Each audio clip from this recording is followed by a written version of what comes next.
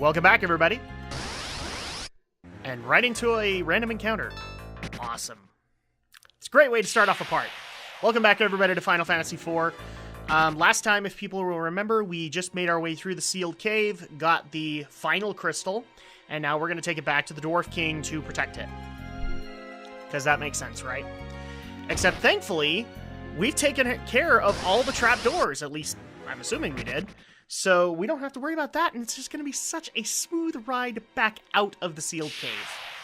Aside from all the random encounters, because it's Final Fantasy. I'm also kind of excited because I've been behind for quite a while now, and this is actually the second to last part that I need to do to get caught back up. I apologize, guys, and usually I'm prepared for stuff like that, but this semester kind of caught me unawares, so... And on top of that, getting sick a couple times during flu season was not helpful. So, hopefully you guys can forgive me, but I am back. And trying to catch up as best I can. In fact, I will be caught up with The Last of Us 2 this week. So I'm happy about that. Excuse me. I had to clear my throat there. So hopefully everybody is having a good start of summer. I am, because I got to kind of take 3 days off after having an insane editing week of doing Gaming with the Geeks and then getting all my final projects in and all that. So I just, over the weekend, I said, screw it, I'm taking 3 days off. I'm not doing anything that I don't want to do.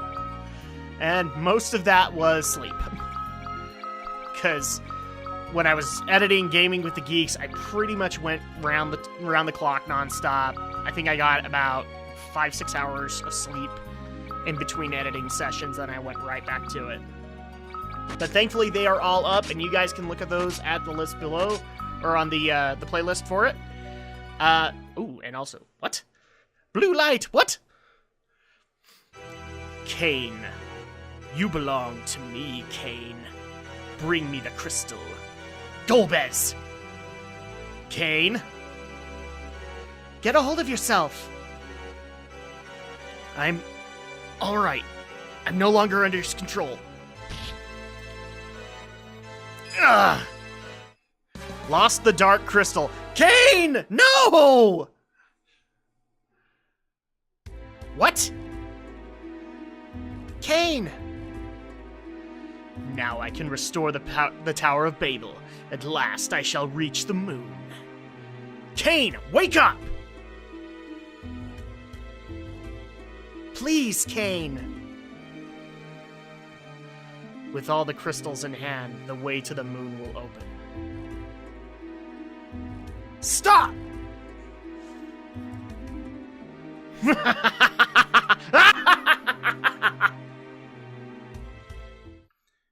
Damn! Well, now we have to go back to report to the Dwarf King that Golbez has all 8 crystals. And that laugh actually took a little bit out of me. So, there we go. Now we gotta go report the bad news. There's a lot of bad news in this game. I think that's kind of why I like it so much, is that it is a constant losing battle until you actually do win. You have returned! Where is the crystal? King Giat. You did not succeed in retrieving it? So now they hold all the crystals. There's nothing more we can do. That is, unless the legend of the Lunar Whale is true. The Lunar Whale? A huge ship spoken of in legend, one born of a dragon. The Mysidian legend. You know of Mysidia? It is home to the mages of the overworld. Mysidia truly exists.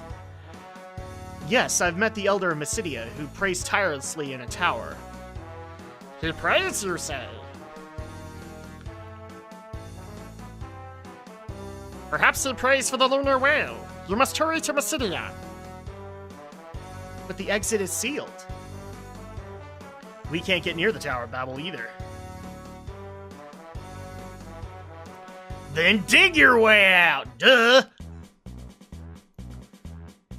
Sid! I'll attach a drill to the Falcon's bow. Shouldn't you be in bed, Dad? Nah, no worries. Can you really do it? Easier than falling off a bike. Okay, let's get to work. You know, the whole falling off a bike line makes me kind of wonder how he ever learned anything. I think exploding himself is how he learns. It's how he evolved. No. Well, maybe. Like a Voltorb in Pokemon. You self-destruct, you gain experience for it. Well, they don't gain experience, but he does. Oh, Edge. He has to go and hit on the ladies. And Rydia has a problem with it. I love that, the interaction between Edge and Rydia. Ah, Sid. See, this is using the sprites to their fullest. I mean, this is a full-on performance. You can just imagine that when he did that, he grabbed him by the ear and just dragged him back onto the airship. It's like, ow, ow, ow, ow. And they're yelling at each other, and now they're wrestling. And Sid wins. Okay, they've come to a realization. They've come to a settlement. Let's fix the airship and make a drill.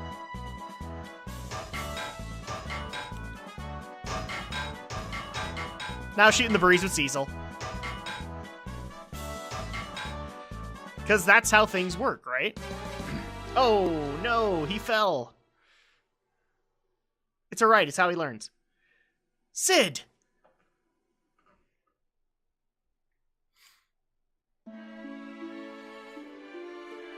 Sid. You've overworked yourself yet again, Dad. I mean Sid. I mean Dad. I guess I need to step out of the action for a while. Other than messing with airships, I'm not much use anymore. My hat's off to you, old man. You're really something. Get well, okay? Look after Cecil and Rosa. Don't worry, just get some rest. Take care of yourselves, you hear? You too. Oh, alright, get out of here. Thank you for everything, Sid. Alright, and so pretty much this is basically saying this is the last time he will be able to upgrade your airship. He needs to step out of the action. He's getting too old for this. So with this done, now we have a drill attached to the Falcon, and now we can make our way out of the underworld back to the overworld. And we have a task. We need to go to Mysidia because we need to talk to the Elder again. Supposedly, King Gyat thinks he's praying for this lunar whale. He might not be. Maybe he doesn't know what to pray for. So now we're going to go help him out. And here we go, and yet another cutscene!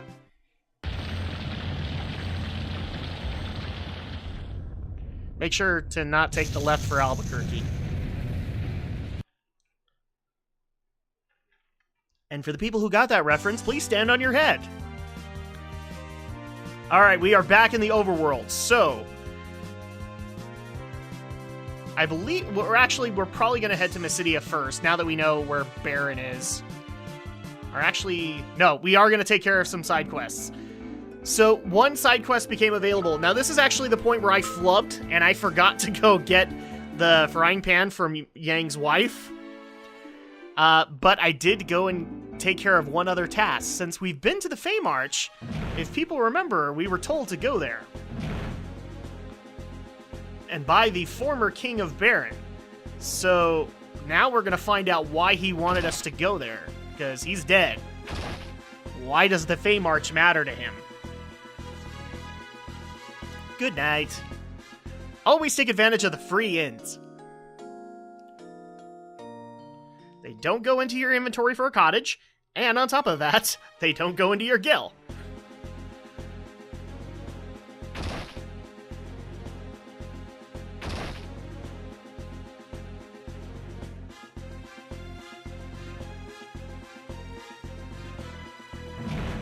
Oh, I think I was just using the free in. You silly. Yes, okay. So we are going to take on this side quest. This is actually going to take some effort. And I want to make sure I save because I do not want to have to do all of that again. So, like I said, the King of Baron told us to go look for the Fey March. Now we've done that. So at this point, we need to go back and see the King of Baron. And see what he wanted us to find. Okay, this is actually really close to his area.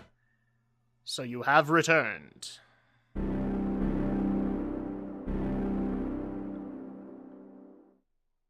Your Majesty. I do not need your pity. Although I have been slain by an archfiend, I have been given eternal power in return. The summoner that follows you shall be able to call upon me whenever you feel need of my help. Call on my sword, and it shall be yours. However, you must earn my respect by proving your strength and courage. Let us begin the battle. So the spirit of the King of Baron evolved into Odin. And now we only have so much time to take him out before he kills us instantly. So this is actually timed, and it's not that much time to work with. Basically, as soon as you see the animations that he starts moving into his strike, that's when we're done. Because if he hits his Zantetsuken, we're done. But it's alright, because we have Leviathan, so we're just going to hammer him.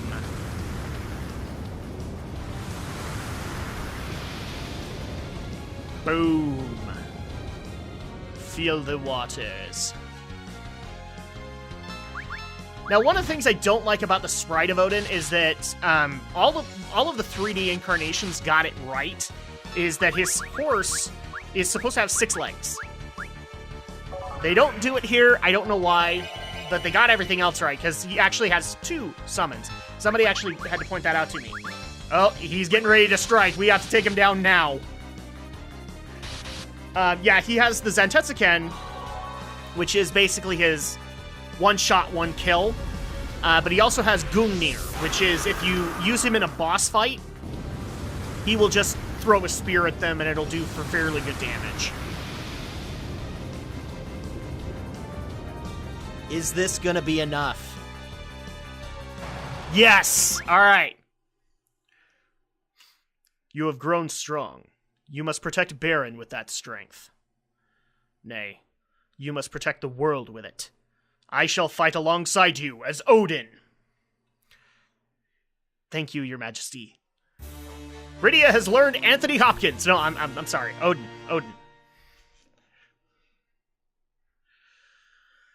I'm sorry, the Thor joke had to be made. So now we have Odin. This is another good summon. Like I said, it has 2 different settings. If you use it in a boss fight, it will use Gungnir. If you use it on just regular trash, it will use Zantetsuken. And this Odin is a little frustrating because he actually has a chance to miss. And it's fairly high. So Odin's not used that much by me, but I still want to have him. Just in case. If you can't run, then you might as well Zantetsuken. I want that on a t-shirt. Alright, back to Mysidia. And let's further on the story.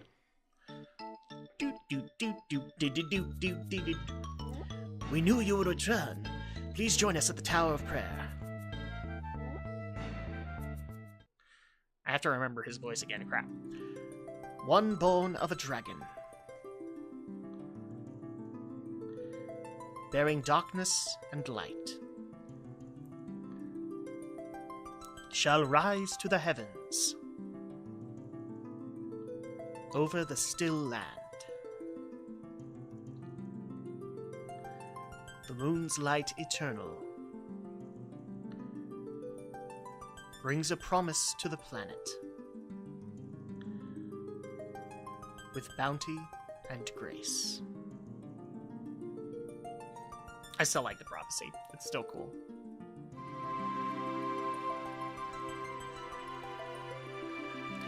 Everyone, let us pray.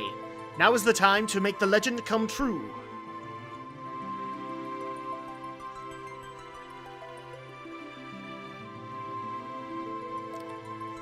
Yep. What? Cutscene time!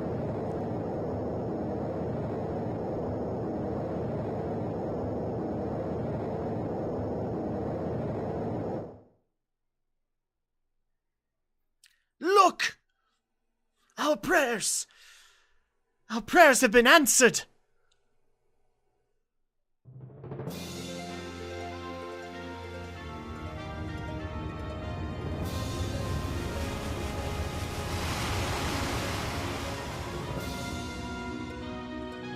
And a submarine appeared.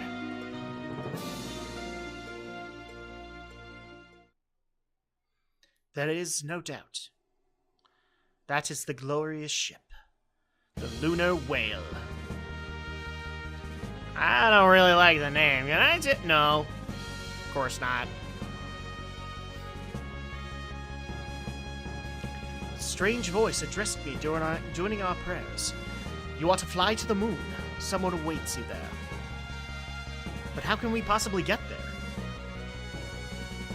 The Lunar Whale is a ship which came from that moon. According to our records, there is a crystal inside it which can control its flight. You must find a way to communicate with it, Cecil, and make your way to the moon. I'll see what I can do. Alright, off to the Lunar Whale we go. Now, little gripe between this and the previous, or the SNES version. I actually like this sprite for the Lunar Whale better. The other one didn't really make a whole lot of sense. This one actually looks like a ship. And it also has a couple of cool facilities. One, within it. So, free, haha.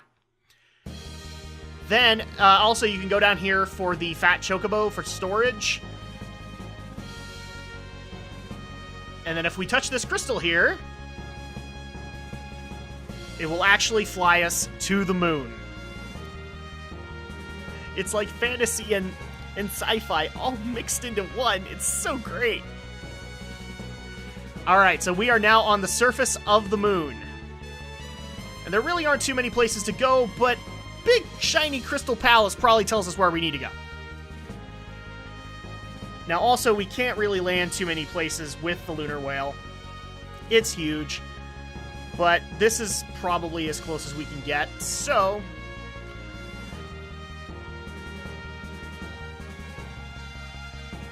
Yeah, we gotta be careful with this stuff.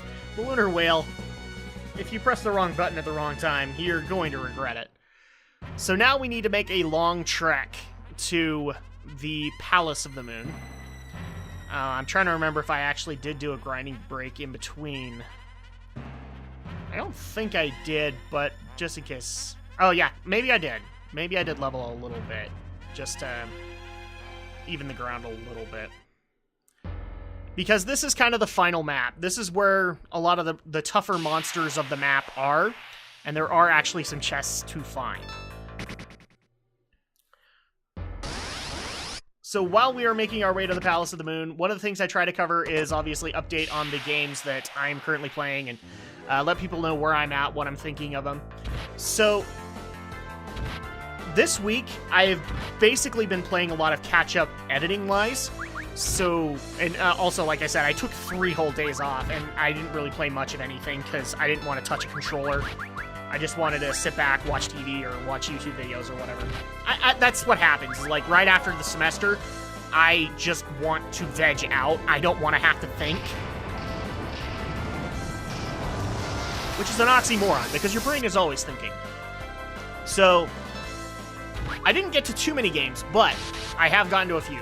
So I got back into Spyro 2 Ripto's Rage, and I finished up the Summer Forest, I think is what it's called. Yeah, Summer Forest, and got to do the boss battle there. Pretty cool. I mean, considering this is supposed to be like some kid's starting platformer, it is fairly simple, fairly straightforward, and I liked it. With I think it was Crush was the boss. Then I went into the Autumn Plains. I've done a couple of levels, but I haven't gotten that far. Not for any other reason than just... And see, there you go. Odin can miss. And it's frustrating. because you still have to pay the MP. Back into Spyro, I want to say that I was intrigued by some of the levels that I had seen in Autumn Plains, but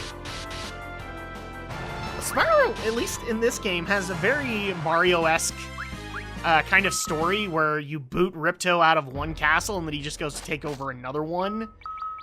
Not to say that's a bad thing, because, I mean, he's paying homage to a good platformer. But overall, yeah, it's still cool. I still like the imagery of it, and the fact that the Collectathon is way easier in this game than it was in the previous one. That's a huge improvement to me. Because I only had to just complete the levels, then I got talismans that were what I needed to advance. So I like that, and also the fact that we got these little cutscenes in between that show, you know, where the situation is when you get there, and then also what you've done to help the situation when you're in the end. So overall, Spyro 2 is an improvement over the first one as far as I'm concerned. It is not as bad a collectathon as Spyro 1 was, and mainly because it gives you the choice. It gives you the choice on whether or not you need to put in so much effort, or if you just want to put in the bare minimum and do the story, which I like. It gives me the choice. If I want to actually go and finish up a level, I can do that if I want to. And if people haven't realized by now, I am a completionist by no means. So that's pretty much it for Spyro 2. I wasn't able to play too much of it before I actually played it on Sunday, so that was Mother's Day, and I went to go celebrate Mother's Day with my mother-in-law, so and also with my wife's family, just to have some fun. The other game that I was able to play, and this is probably going to take a little bit more than one video to explain, I just decided to haul into Dragon Age Origins. And actually, we're almost there, so maybe we'll hold off on that one. You guys can wait till the next part for Dragon Age, because I got a lot done in that. Alright, so this is the Crystal Palace. And one of the cool parts of the Crystal Palace is that if you've had to go through a hard journey, you don't have to use a cottage, because there are 2 tiles on the floor that will take care of your HP, your MP, and your status effects. And now we're about to have a bunch of exposition. Welcome.